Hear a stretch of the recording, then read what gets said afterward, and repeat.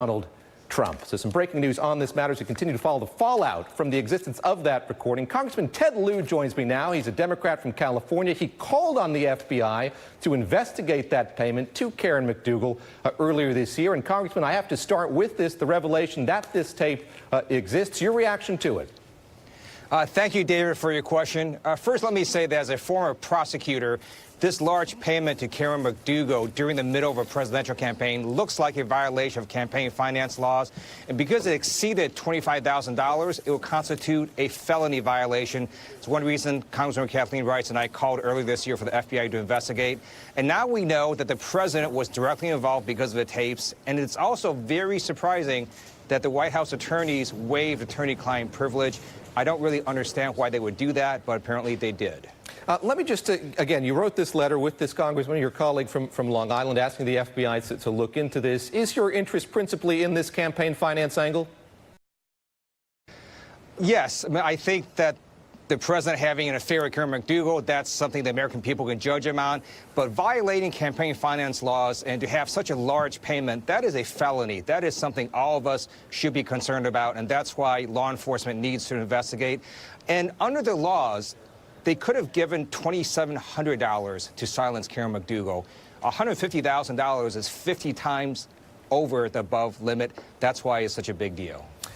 Rudy Giuliani's tune has changed several times since this piece came out in the New York Times. His statement on it has evolved, but what he said was, in the big scheme of things, it is powerful exculpatory evidence. And what he means by that is, in his estimation at least, you have a president being recorded surprised about all of this involving Karen McDougal, as he claims it. What do you make of what Rudy Giuliani, the president's counsel, has to say?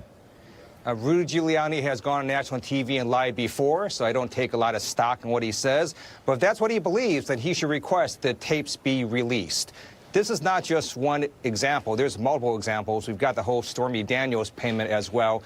It really looks more like a pattern and practice of the Trump campaign silencing women during the presidential campaign and not having that reported to the FEC, which is also a separate violation of campaign finance laws. Timing is very key here. The president saying when he learned about this, didn't learn about this, who knew what, when. What's your sense of timing in light of what was reported in the New York Times?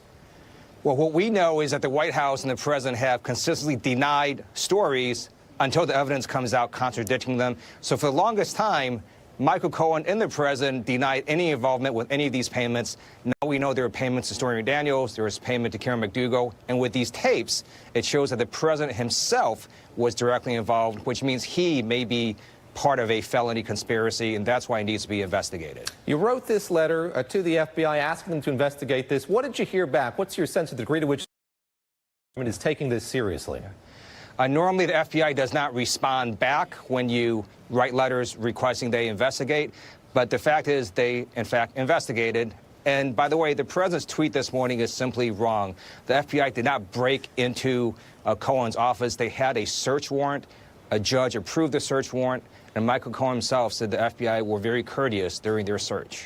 And here I'll just mine your perspective as a former prosecutor again. What do you make of how this is playing out publicly? You point out what was wrong with the president's statement this morning, but it is something that's being fought outside of the courtroom willingly by the president of the United States. We see the back and forth between him, Rudy Giuliani, and Lanny Davis as well. What's your sense of the discord surrounding all of this?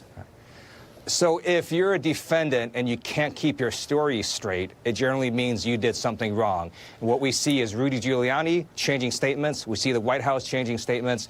We see Donald Trump now attacking the government, attacking law enforcement.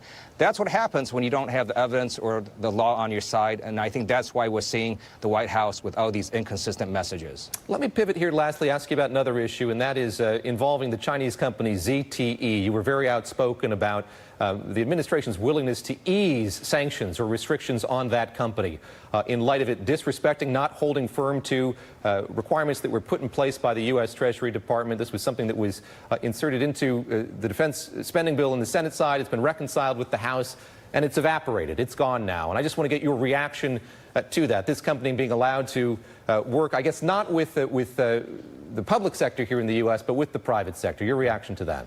Well, let me sort of start out globally saying that I'm not necessarily opposed to tariffs, but I am opposed to tariffs without a plan. And it looks like the Trump administration has engaged in this massive global trade war with China, with the European Union, with Mexico, with Canada.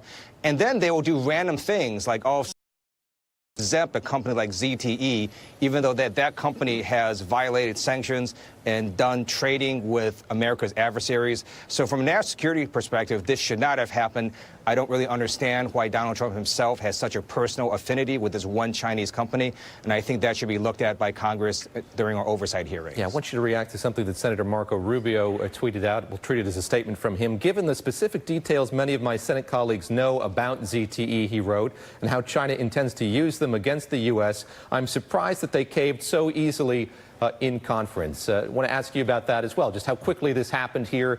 There was a rather robust, loud argument to be made here that there were national security issues involved in this. There absolutely are national security issues involved. And also in terms of timing, I just want to note that China has given trademarks to Ivanka Trump and Trump Organization. In addition, China has helped Donald Trump's Trump Organization with a large project in Indonesia. It could simply be a correlation. It could be coincidental, or it could have a causative effect. That's why Congress needs to hold oversight hearings on this ZTE issue. Well, while we're talking about China, while we're talking about the economy, let me ask you about what the president has threatened. That is to implement even more tariffs on the Chinese economy. How dire are things there? What are you hearing from your constituents about the ramifications of continuing to add more tariffs onto China? It will absolutely hurt California, where I'm from, especially California farmers. It's going to hurt farmers in the Midwest. And there seems to be no plan. There's no grand strategy that the president has articulated to American people on how all of this resolves. And it's one thing to go into a trade war with one country, but when you do it against all these countries, Mexico, Canada, the European Union, and China, that's something that will hurt America's economy in the long run. And without a plan, the president should not be engaging in these very escalatory tariffs. All right, Congressman Ted Lieu, he represents the 33rd District in California, Democratic congressman from there.